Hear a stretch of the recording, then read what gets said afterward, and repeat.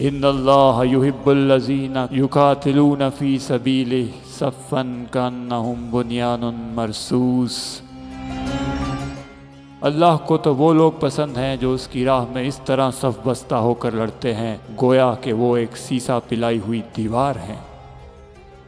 اس سے اول تو یہ معلوم ہوا کہ اللہ تعالیٰ کی خوشنودی سے وہی اہل ایمان سرفراز ہوتے ہیں جو اس کی راہ میں جان لڑانے اور خطرہ سہنے کے لیے تیار ہوں۔ دوسری بات یہ معلوم ہوئی کہ اللہ کو جو فوج پسند ہے اس میں 3 صفات پائی جانی چاہیے۔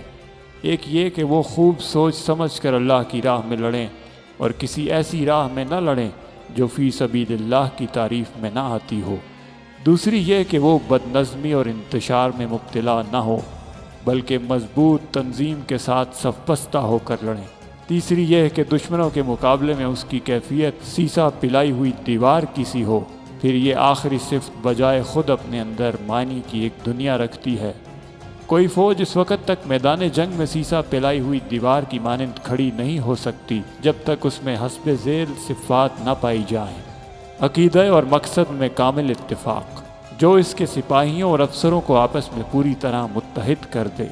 ایک دوسرے کے خلوص پر اعتماد، جو کبھی اس کے بغیر پیدا نہیں ہو سکتا کہ سب فی الواقع اپنے مقصد میں مخلص اور ناپاک اغراض سے پاک ہوں، ورنہ جنگ جیسی سخت آزمائش کسی کا کھوٹ چھپا نہیں رہنے دیتی، اور اعتماد ختم ہو جائے تو فوج کے افراد ایک دوسرے پر بھروسہ کرنے کی بجائے الٹا ایک دوسرے پر شک کرنے لگتے ہیں۔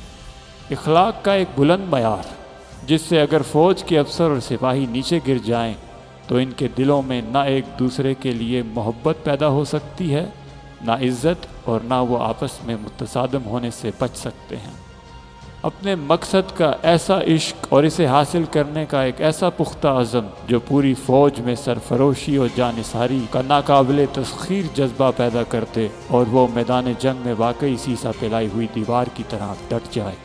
یہی تھی وہ بنیادیں جن پر نبی صلی اللہ علیہ وسلم کی قیادت میں ایک ایسی زبردست عسکری تنظیم اٹھی جس سے ٹکرا کر بڑی بڑی قومیں پاش پاش ہو گئیں اور صدیوں تک دنیا کی کوئی طاقت ان کے سامنے نہ ٹھہر سکی۔